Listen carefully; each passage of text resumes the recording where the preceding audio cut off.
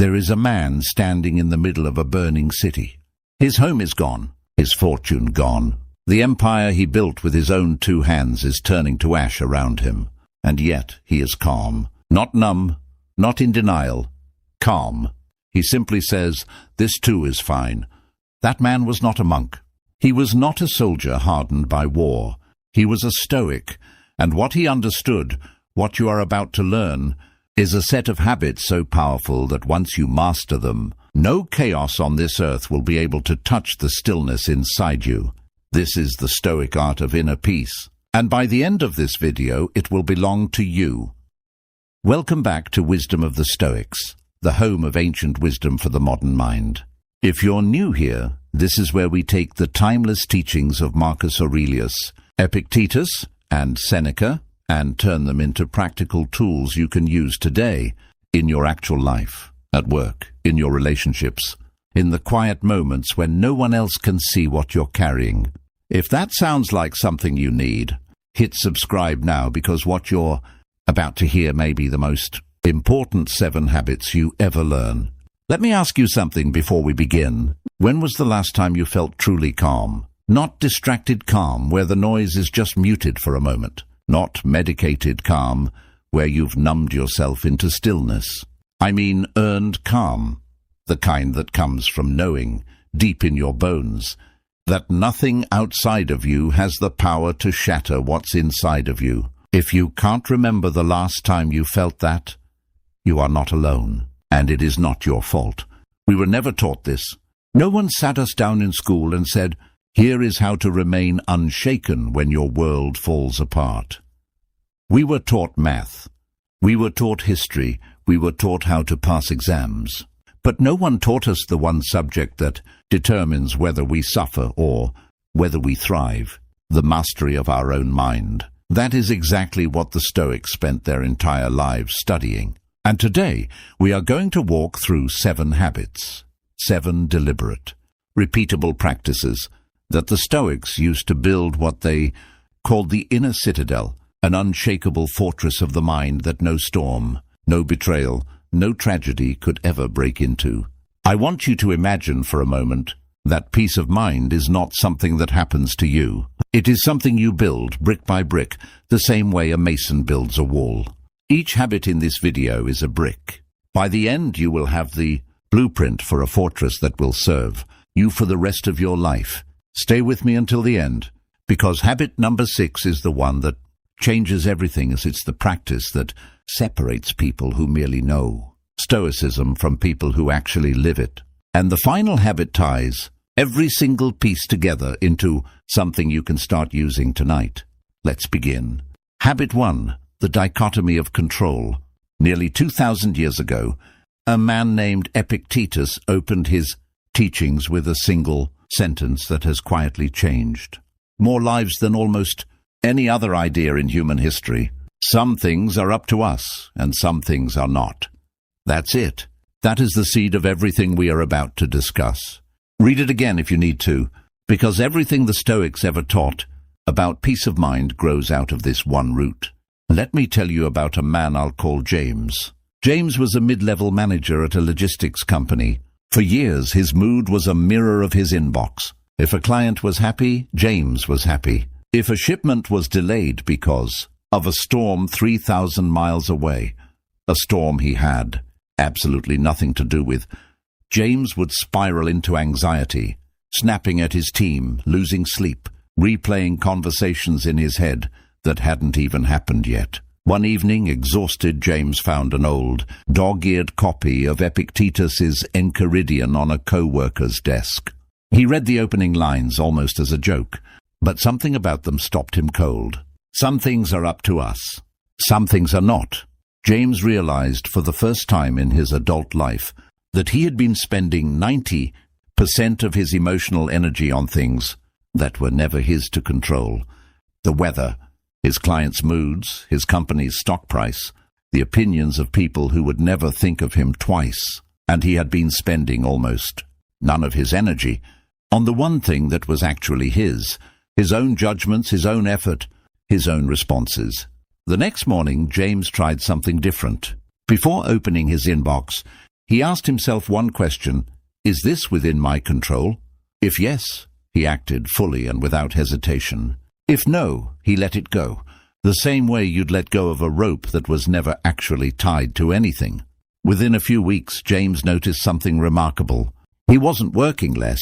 He wasn't caring less about his job, but the crushing weight in his chest, the one he'd carried for years and had simply lifted, not because his circumstances changed, because his relationship to his circumstances changed. This is the first habit. Draw the line, every single day, between what is yours and what is not. Marcus Aurelius, the Emperor of Rome, a man who held more external power than almost anyone in human history, wrote in his private journal, the Meditations, a reminder to himself that other people's actions, the weather, his own body's health, even his reputation, were not fully his to command. What was his? His own mind, his own choices, his own effort in this present moment. Think about how radical that is. The most powerful man in the known world understood that his peace could not depend on his power, because power over the outside world is always temporary. Power over your inside world is the only power that never leaves you. Here's how you practice this today. The next time you feel anxiety rising, stop. Ask yourself the Epictetus question: is this up to me? If your flight is delayed, not up to you. Your effort in finding a solution, up to you. If someone criticizes you unfairly, their opinion is not up to you. Your response to it is entirely up to you. This single habit, practiced daily, is like installing a filter over every stressful event in your life. Chaos will still happen, but you will no longer absorb chaos that was never yours to carry. I want you to comment below with one thing in your life right now that you've been trying to control, that actually isn't within your power. Just naming it is the first step toward letting it go. Habit 2. The view from above. Marcus Aurelius had a habit that modern psychologists would later study and confirm as one of the most powerful tools for reducing anxiety. He called it, in his own private writing, viewing things from above. Picture this. You are furious. Someone has wronged you. A colleague took credit for your work. A friend said something cutting. A stranger cut you off in traffic and gestured rudely as they passed. In the moment, your entire world shrinks down to that single event. It feels enormous. It feels like the center of the universe. Marcus Aurelius would deliberately zoom out. He imagined himself rising above the argument, above the city, above the country, seeing the endless flow of human beings, all rushing about their small dramas, all bound by the same brief mortal life, all part of the same vast unfolding of nature. From that height, the insult that felt world-ending a moment ago becomes almost comically small. Let me tell you about a woman I'll call Elena. Elena worked in a competitive corporate environment where office politics were a daily reality. One particular colleague, in a meeting with senior leadership, deliberately misrepresented a project Elena had led, taking credit for her ideas in front of the people who decided promotions. Elena felt her face go hot, her heart pound, the old familiar surge of humiliation and rage. But Elena had been practicing something for months. She had trained herself, the moment she felt that surge, to mentally step outside the room. She imagined the building from above, hundreds of people in hundreds of offices, each one convinced their own meeting was the most important thing happening on the planet at that exact moment. She imagined the city from above, millions of lives, millions of small conflicts just like hers, unfolding in parallel, none of them remembered 100 years from now. She imagined the earth itself, spinning quietly in the dark, utterly indifferent to the meeting happening in that one room. By the time the meeting ended, Eleanor's fury had not vanished, but it had shrunk down to a manageable size. She was able to speak to her colleague privately and directly, without her voice shaking, without her judgment clouded by the acid heat of humiliation. She handled it because she had already handled her own mind first. This is the second habit. Zoom out before you respond. The Stoics understood something we constantly forget in the heat of the moment, that almost everything, That feels catastrophic right now will feel like a footnote in 5 years, and like nothing at all in 50. This isn't meant to make your feelings small or unimportant. It's meant to put them in their true proportion so that you respond to them wisely instead of being swallowed by them. Try this the next time something upsets you. Pause. Take one slow breath, and in your mind rise. See the room from above. See the building. See the city. See the curve of the planet turning slowly beneath. A sky full of stars that were burning long before you were born and will keep burning long after you're gone. From up there, ask yourself, does this still deserve to control me? 9 times out of 10, the honest answer is no. If this idea is resonating with you, do me a favor and hit that like button right now. It genuinely helps this channel reach more people who need to hear this. And I promise you, habit number 4 is going to build directly on what we just covered. Habit 3. Premeditatio malorum, the premeditation of adversity. Here is a Stoic idea that sounds, on the surface, deeply strange, even uncomfortable. Seneca called it premeditatio malorum, the premeditation of evils. In plain language, deliberately imagining the bad things that could happen to you before they happen. Now, your first instinct might be to think, isn't that just anxiety? Isn't that catastrophizing, the very thing therapists tell us to avoid? It is the opposite, and the difference is everything. Anxiety is imagining disaster while feeling powerless against it, spinning in fear, in a loop, with no resolution. Premeditatio malorum is imagining disaster on your own terms, calmly, deliberately, in order to rehearse your response and strip the event of its power to shock you. Seneca wrote to his friend, Lucilius, that nothing happens to the wise person against their expectation, not because the wise person is lucky, but because the wise person has already, in the quiet of their own mind, walked through the worst-case scenario and made peace with it in advance. Let me tell you about a man named Marco. Marco ran a small family restaurant that had been his father's before him. Every single day, Marco lived in low-grade terror that something would go wrong.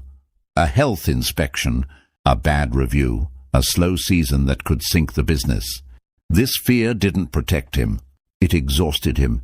He was reactive, snapping at staff, sleeping poorly, treating every small hiccup as if it were the beginning of the end.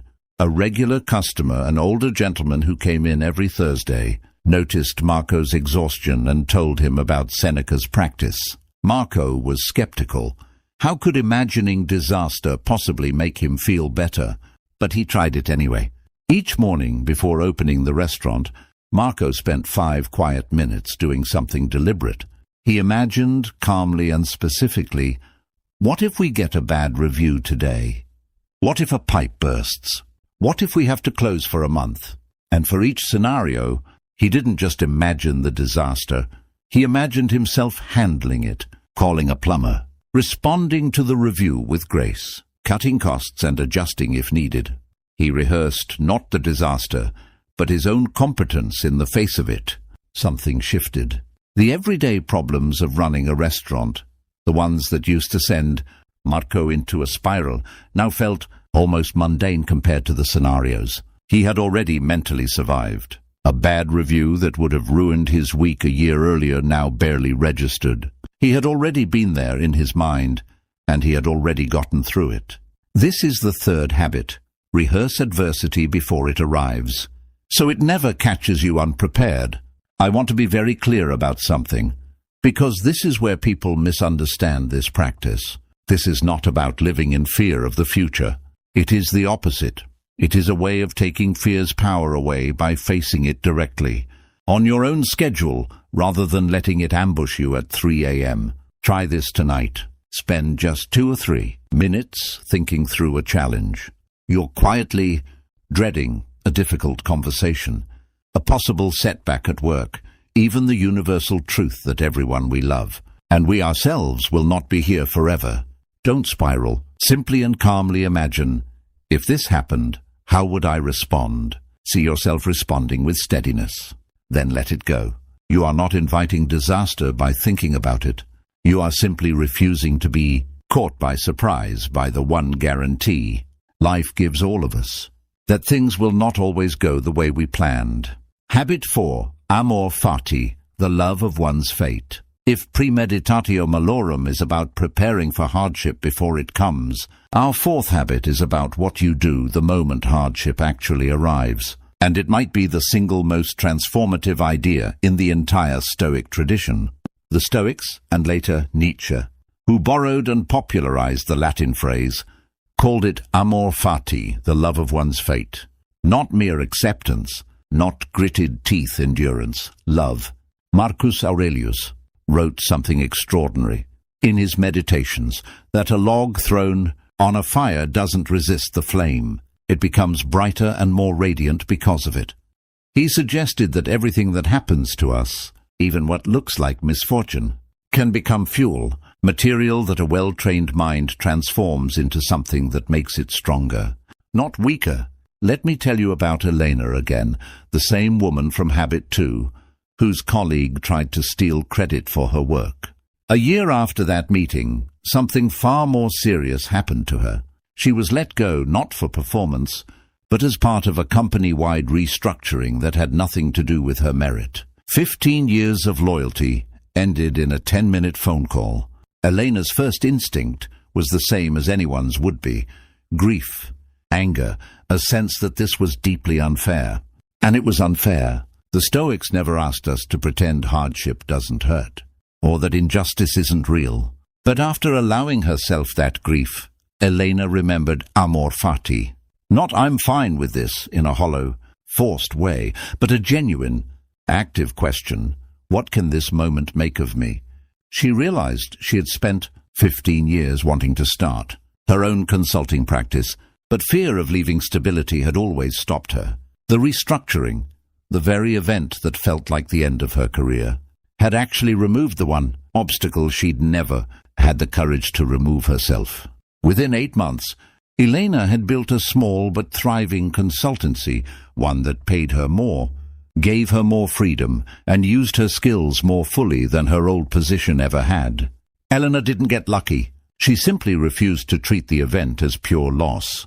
She looked for the log in the fire, and she let it make her brighter. This is the fourth habit. Don't just accept what happens to you. Actively look for what it can build in you.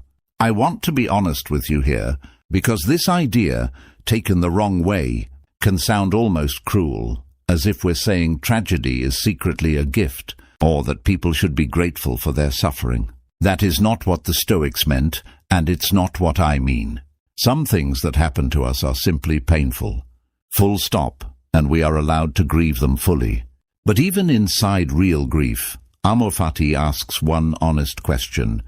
Given that this has happened, and it has, what is the most useful, most life-giving way I can relate to it? Because you cannot change the past. You cannot undo the event. The only variable still in your hands is what you do with it next. If you've ever turned a personal setback into something that made you stronger, I would genuinely love to read about it. Drop it in the comments below. Your story might be exactly what someone else needs to read today. Habit 5. The discipline of silence and reflection. Every night, Seneca sat down and asked himself a series of quiet, unflinching questions. What bad habit have I cured today? What fault have I resisted? In what way am I better? This was not self-punishment. It was maintenance, the same way you check the health of a garden, or tighten the bolts on a machine before they have a chance to rust and fail.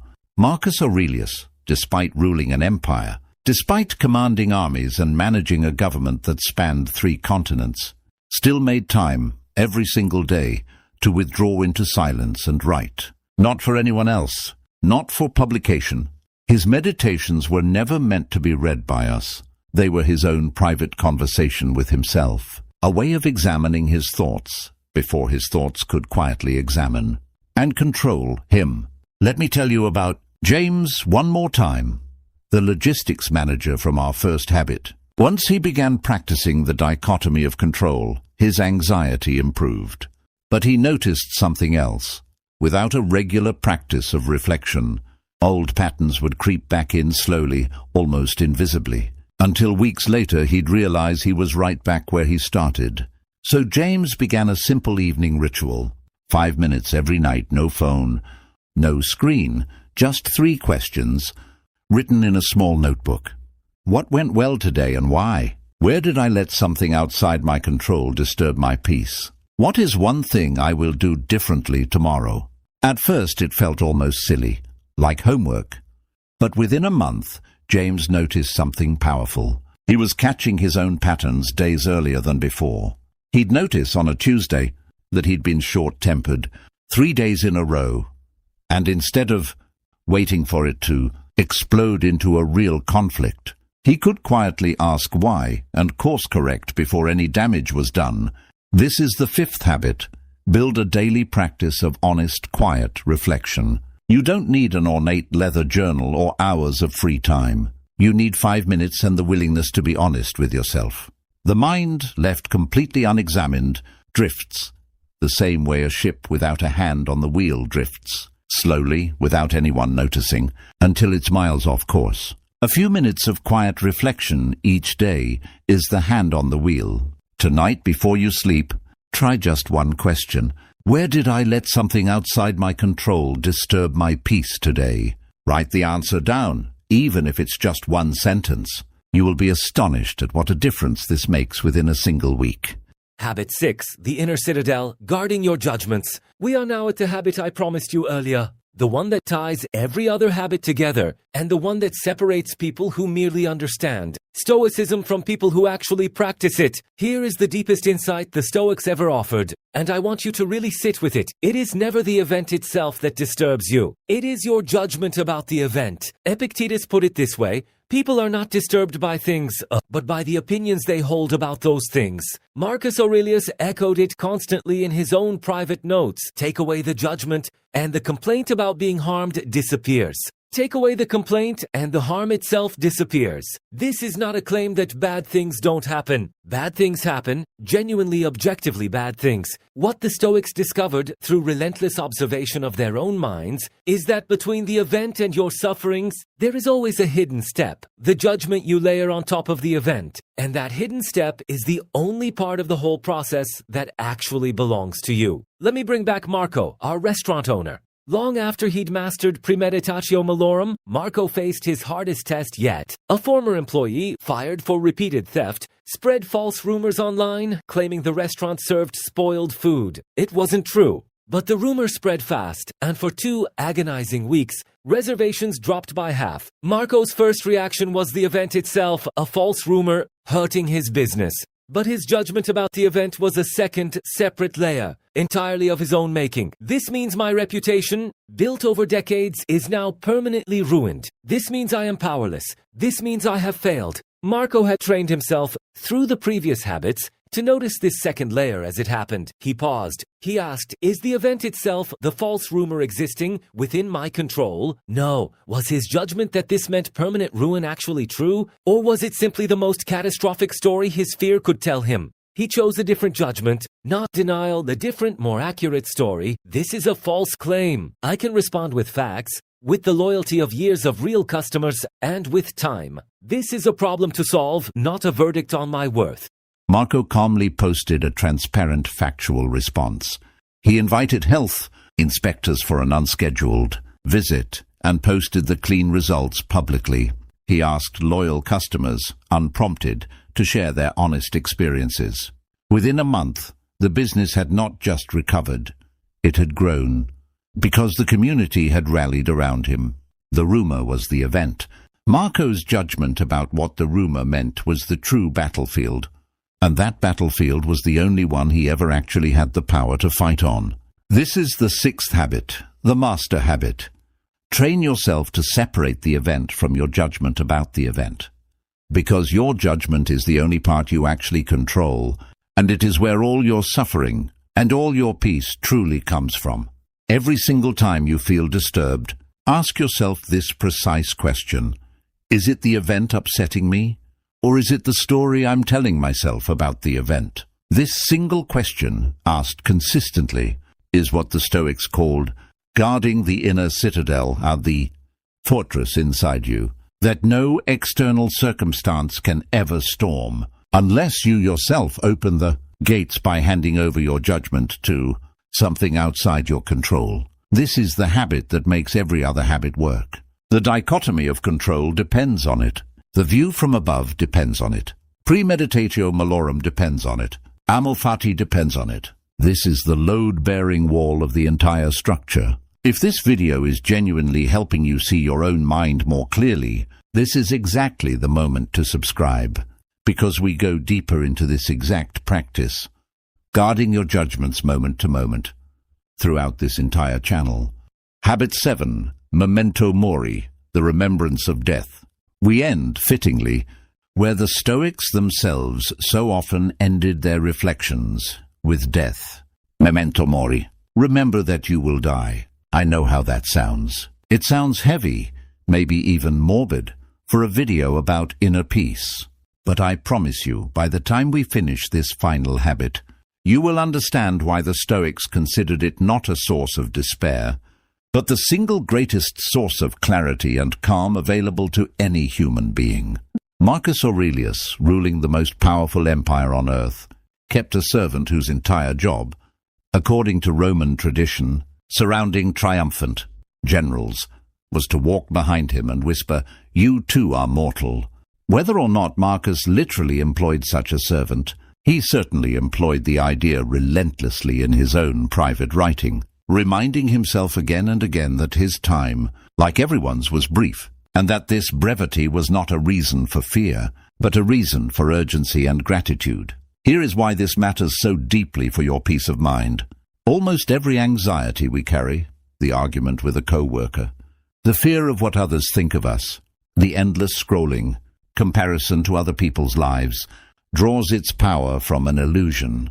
The illusion that we have unlimited time, and therefore these small frictions matter enormously, must be won, must be resolved perfectly, must be worried over at length. Memento Mori shatters that illusion gently but completely. When you genuinely remember that your time is limited, not in a frightening way, but in a clarifying way, the argument with your co-worker shrinks. The fear of a stranger's judgment shrinks. What grows instead is your appreciation for what actually matters, the people you love, the work that gives your life meaning, the quiet, ordinary moments, a meal, a walk, a conversation, that we routinely take for granted as though we'll have infinite chances to have them again. Let me bring together every person we've met tonight.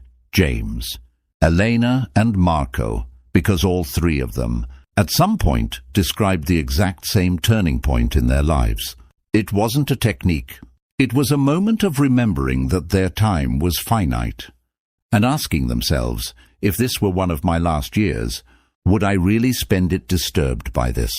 James stopped, losing sleep over emails once he remembered how little of his finite life he actually wanted to give to his inbox. Elena rebuilt her career with courage once she remembered that comfortable stagnation wasn't actually free. It cost her the limited years she had to build something meaningful. Marco defended his restaurant with calm clarity rather than panic once he remembered that decades of genuine goodwill couldn't be erased by a single false rumor, and that his energy was better spent building than fearing. This is the seventh and final habit. Let the awareness of your own mortality burn away everything that doesn't actually matter, so that what remains, your relationships, your integrity, your peace, becomes brilliantly, unmistakably clear. Try this just once before you go to sleep tonight. Lie still for 1 minute and simply remember, your time here is not infinite. Then ask yourself honestly, what have I been letting disturb me lately that truly deserves this much of my finite, irreplaceable life? For almost everyone who tries this, the answer is humbling. And that humility is not despair, it is freedom. Let's return to that man standing in the burning city. We now know his secret. It wasn't luck. It wasn't a personality he was simply born with. It was 7 deliberate habits, practiced daily, brick by brick, until they became an inner citadel that no fire, no storm, no betrayal could ever burn down. He knew the difference between what was his and what was not. He could rise above any single moment and see it in its true small proportion. He rehearsed hardship calmly so it could never ambush him. He looked for what each event could build in him, rather than only what it took away. He examined his own mind honestly, every single day, so that drift never went unnoticed. He guarded the gates of his own judgment, understanding that this was the one fortress wall that mattered most. And he remembered without fear that his time was brief, and let that truth burn away everything that didn't deserve his attention. You now hold the same blueprint, the dichotomy of control, the view from above, premeditatio malorum, amor fati, daily reflection, guarding your judgments, memento mori. None of this requires you to change your circumstances. Your job doesn't need to change tomorrow. Your relationships, your health, your finances, none of it needs to transform overnight for you to begin building this fortress. All it requires is a decision made today to start laying the first brick. So here is my question for you, and I genuinely want you to answer it in the comments. Which one of these 7 habits do you most need right now? Not the one that sounds the most impressive, the one that, if you're honest with yourself, you actually need. Naming it is the first step toward building it. If this video gave you even a few minutes of real clarity, do 3 things for me. Like this video so that more people searching for calm in their own storm can find it. Subscribe to Wisdom of the Stoics, because we release videos just like this one every single week, each one another brick in the same fortress. And share this with one person in your life who is carrying more than they need to be carrying alone. The Stoics believed that wisdom was not a possession you acquire once and keep forever. It is a practice, renewed every single day for as long as you live. You don't need to master all 7 habits tonight. You simply need to begin. Thank you for spending this time with me. I'll see you in the next one.